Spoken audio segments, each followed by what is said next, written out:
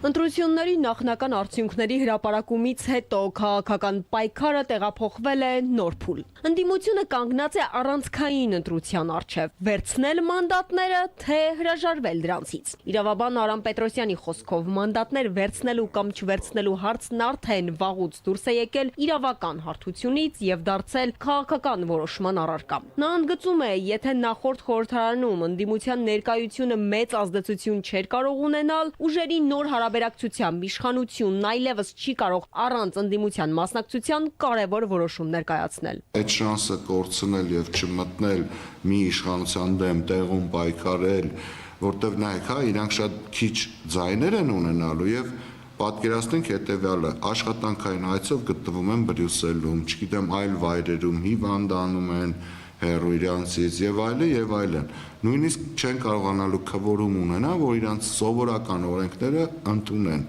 Սահմանադրական 2/3 մեծամասնություն ունենալու դեպքում իշխանությունը գրեթե անսահմանափակ լիազորություններ է ստանում։ 3/5-ն արդեն հնարավորություն է տալիս լուծել մի շարք առանցքային ինստիտուցիոնալ հարցեր, այդ թվում նշանակել սահմանադրական դատարանի դատավորների եւ բարձրագույն դատական խորհրդի անդամների։ Իսկ պարզ մեծամասնությունը բավարար է միայն կառավարություն ձևավորելու համար։ Այս պայմաններում մասնագետի համոզմամբ խորհրդարանից դուրս մնալով ընդդիմությունը զրկվում է իշխանության գործողությունները ներսից վերահսկելու եւ հակակշռելու կարևոր հնարավորությունից։ Ընտրապայքարն էլ իրավաբանն ասում է չի ընթացել հավասար մրցակցային պայմաններում։ Ինչպես Սամվել Կարապետյանը, այնպես էլ թե Ռոբերտ Քոչարյանի թիմը, թե Գագիկ Ծառուկյանի թիմը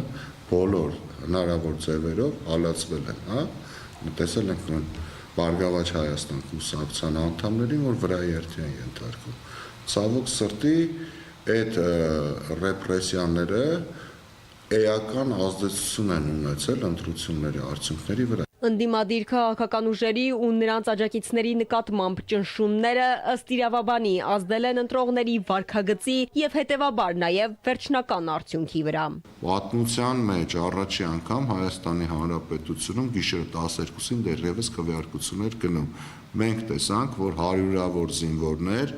ես այդ օրը Գյումրիում եմ եղել առավոտից, իմ ներկայությամբ ռազմական ոստիկանությունը կանգնած քվեարկության ժամին բերում էին զորքին, բայց այն մնացած տեղերում, որ նույնիսկ գիշեր 11-ին 10-ին քվեարկում էին,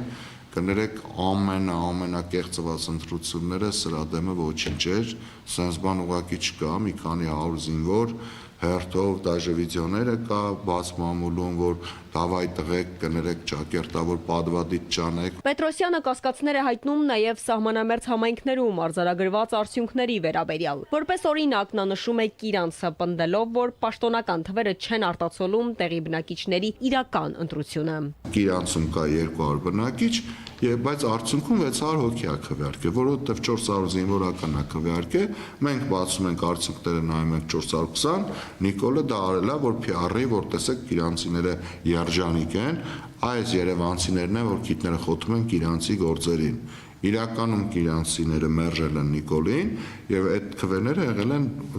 զինվորների եւ ոստիկանների քվեարկությունները։ Ընդդիմադիր ուժերը մեկը մյուսի հետևից հայտարարում են արձանագրված խախտումների, թվային անհամապատասխանությունների եւ քվեարկության արդյունքների նկատմամբ կասկածների մասին։ Նրանք պատրաստվում են նաեւ վիճարկել ընտրությունների արդյունքները։ Ալադավթյան, Ալեքսանդր Կիրոյան, Էպիկենտրոն։